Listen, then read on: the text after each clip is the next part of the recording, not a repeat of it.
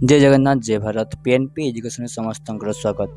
आज आम जानवाक जाऊँ 76तम गणतंत्र दिवस विषय और गणतंत्र दिवस मानकर इतिहास विषय आम जाना यह वीडियो माध्यम तो आम जाना क्या विषय 76तम गणतंत्र दिवस प्रत्येक वर्ष परी यही वर्ष 26 जनवरी गणतंत्र दिवस पालन करागला।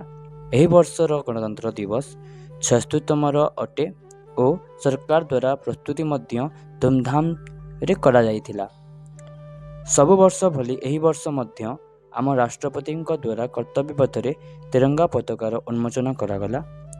एही वर्ष आमे आम अतिथि भाव क्या पाइलु अतिथि भाव आम पाइलु इंडोनेशियार राष्ट्रपति प्रभव सुबियांतो को आमे पाइलु क्या भाव मुख्य अतिथि भाव। तुम जानी प्रथम आमर गणतंत्र दिवस रे मध्य इंडोनेशियार राष्ट्रपति ही कौन थिले अतिथि भाव आसी 1950 रे। तापर आम जदि जानिबा जे केमिति हैला इंडिया गेट ठारे अमर जवान ज्योति रे जोठारे आमर शहीद जवान मानकर स्मारक अच्छी सेठारे प्रधानमंत्री पुष्पमाला प्रदान करी अन्य मंत्री मानक सह कर्तव्य पथरे थिबा मंच को आसिले। परे अतिथि सह राष्ट्रपति मंचस्थल को आसिले तांकर स्वागत करागला और राष्ट्रीय पताकार उन्मोचन राष्ट्रपति कले और राष्ट्रीय संगीत गान सहित 21 तोपर सलामी दियागला। तापरे कदम चाल परेड भारतीय सैन्यर अनेक रेजिमेंट और अन्यान्य विभाग सह अनेक विद्यालय आसीथिबा छात्र छात्री द्वारा करागला एवं एही समारोह रे वाद्ययंत्र घोड़ा सवार सह अनेक सरकारी विभाग द्वारा बाइक शो मध्य करागला।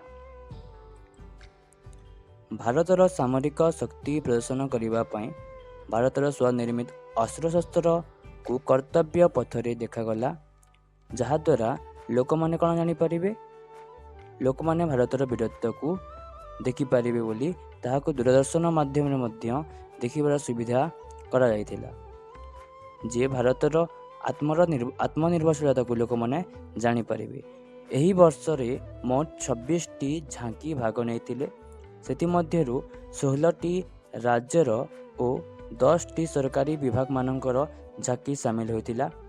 प्रथम थर पई एही वर्षर झांकी रे भारतर 3 बाहिनी स्थल जल और आकाशर संयुक्त झांकी भाग नहीं।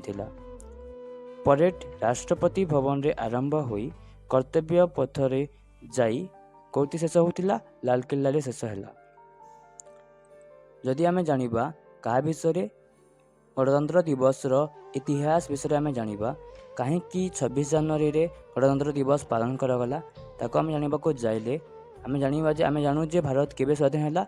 भारत अगस्त 15 1947 रे स्वाधीन प्राप्ति हैला किंतु स्वाधीन प्राप्ति पूर्वरु ही स्वाधीन दिवस भाव रे आमे पालन करुथिलु। केबे तुम जानी 1929 रे होइतिबा जवाहरलाल नेहरू नेतृत्व में कांग्रेस गोटे लाहौर अधिवेशन होइतिला। सही लाहौर अधिवेशन रे पूर्ण स्वराज्यर घोषणा करी 1930 जनवरी शेष रविवार को स्वाधीन दिवस रूपे पालन करिबार घोषणा करागला। सेतिपई 1930 जनवरी 26 शेष रविवार हेतिबा जोगु प्रथम थर पई स्वाधीन दिवस पालन करागला और ताहा क्रम अनुसार पालन करा जाउथिला किंतु भारत स्वाधीनता प्राप्ति पर 1947 रे ताहा मध्य करागला 1949 जाए पालन करागला कौन स्वाधीन दिवस स्वाधीनता प्राप्ति पर मध्य किंतु जेबे भारतर संविधान 26 नवेम्बर 1949 रे लेखा सरीगला तापरे एही दिन जदि संविधान को लागू कर दिया जाए कौ दिन 26 नवेम्बर 1949 दिन तेबे लोक मैंने स्वाधीन दिवस को भूली जाती से भाव जीवार भाव से माने कौन कले 2 मास अटकी जाई से दिन लागू तो करागला कौ दिन लागू करागला 26 नवेम्बर 1949 दिन लागू करागला किंतु 26 जनवरी रे सारा भारत रे कौन हैला भारत रे आम गणतंत्र शासन आरंभ हैला संविधान लागू हैला।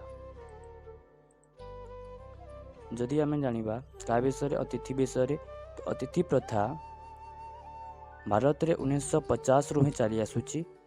ଆମର ପ୍ରଥମ ଗଣତନ୍ତ୍ର ଦିବସରେ କିଏ ଆସିଥିଲେ ଅତିଥି ଭାବରେ?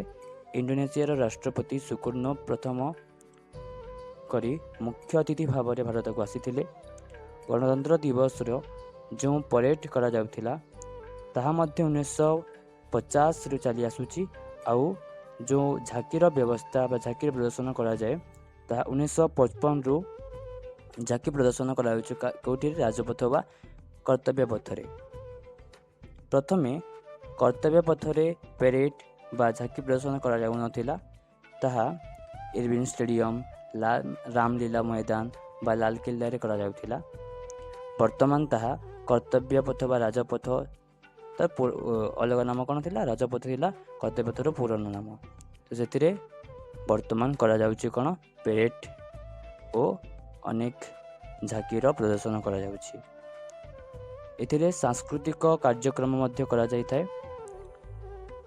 ସାଂସ୍କୃତିକ ନୃତ୍ୟ, ଅନେକ ରାଜ୍ୟରୁ ଲୋକମାନେ ଆସି ଏଠାରେ ତାଙ୍କ ସାଂସ୍କୃତିକ କଳାକୁ ପ୍ରଦର୍ଶନ କରିଥାନ୍ତି। ଜୟ ହିନ୍ଦ।